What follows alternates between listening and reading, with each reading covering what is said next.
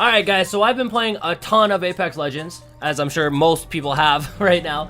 I wanted to make this video earlier, but I wanted to put a ton of time into the game first and really understand what all these settings are before I made this video. If you alter these settings and change them in the way that I'm going to show you in this video, some of them are personal preference, but others will definitely make you a better player, whether it be through gameplay, like actual playing the game, or just visually, it'll make it feel better, it'll look better, you know what I mean? So, without further ado, we're gonna get right into it. So when you click the settings menu, this is what you see. You've got 4 tabs on the top: gameplay, controller, video, audio. We're not gonna touch on audio because, I mean, that's personal preference. I turn down the music volume. You do what you want to do with that.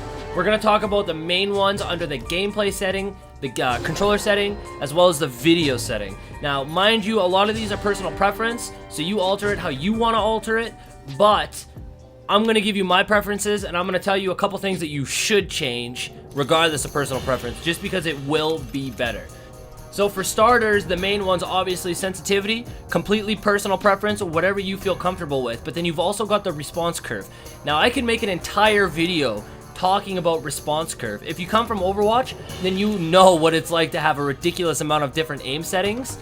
That's what all this is. So we can go into detail about all of this, but I'm not going to waste your time, and I really do not want to go into detail about all of it because it is very complicated. So play classic. That's what I do if you play Call of Duty, if you play other Titanfalls, basically any other first-person shooter. Classic is the way to go. It is the normal for any other game ever. If you come from Overwatch, steady aim is dual zone. You'll know what that means. Linear is linear ramp. So if you want to rock with it. But that's the response curve, okay?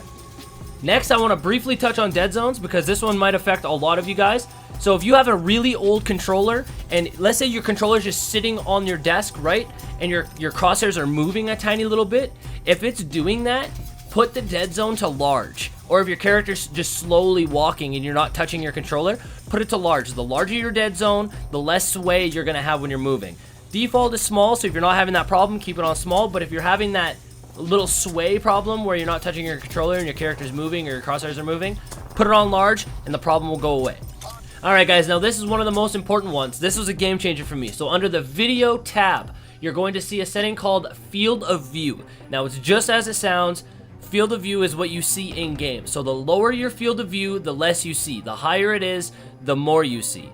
All the gameplay that I have recorded up until this point has been on default setting, which is 70. So I'm going to show you what it looks like. Here's the difference. I'm standing in between those two barricades or targets. Now I'm going to increase the field of view, and I can see way more. Way more. So everything that I've recorded up until this point has been at the default setting of 70.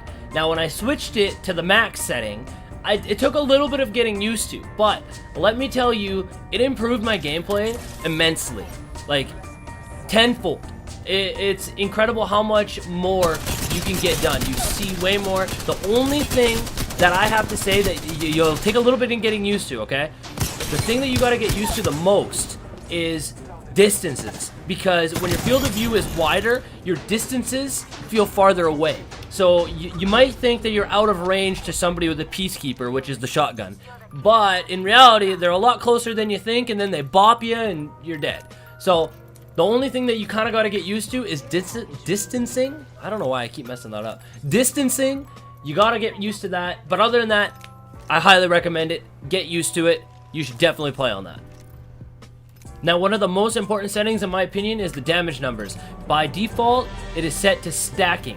Now, you're going to want to change that to floating, but I'm going to show you what stacking looks like first, just so you can see. So when you shoot a target, this is just in the training arena, you can see that every single time I hit, it does 20 damage, and it stacks up. So a full clip to 700. Now when I have it on floating, which is what we have here, you can see that it's doing 20 damage on each shot. Now why this might be a problem to some people, like it was for me at the beginning, I would hit somebody, we'll say 3 times, and it would do 20 3 times. It would say I did 20, then 40, then 60. So in my head, I'm like, oh, I did 20 damage, then 40 damage, then 60 damage. And I would tell my teammates, hey, yo, he's one shot. I hit him for 120. Messing up a call out like that is kind of important in this game, right? So, like, If he's not actually one-shot and you're telling everybody he's one-shot and you only did 60 damage, yeah, I mean, you're not doing your part, you know?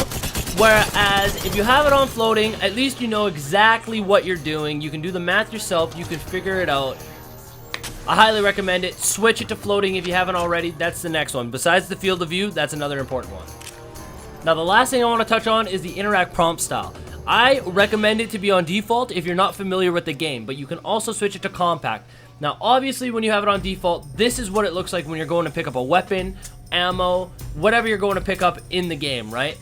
If you switch it to compact, this is what you see. It's a lot smaller, it makes the UI look way better, but there isn't as much details into what you're picking up. So if you're not familiar with the game yet, then I highly recommend keeping it on default, but as you progress and as you start knowing what weapons are what you're looking for, I highly recommend switching it to compact. I play with it on compact now, but obviously I've been playing the game quite a bit, so I know what I'm looking for. I know what the items look like on the ground before even picking them up, so I don't have to worry about it. So those are the settings that I use. Feel free to use them. My sensitivity is a little bit high. Probably going to turn it down a little bit, to be honest with you, but I hope it helped. I hope you learned a little something. Those are the most important. Obviously, there's a little bit more in there, but I don't think that there's much I can give on them. It's more personal preference. That's the most important stuff. So anyways, I hope you guys enjoyed, and I will see you guys on the next video.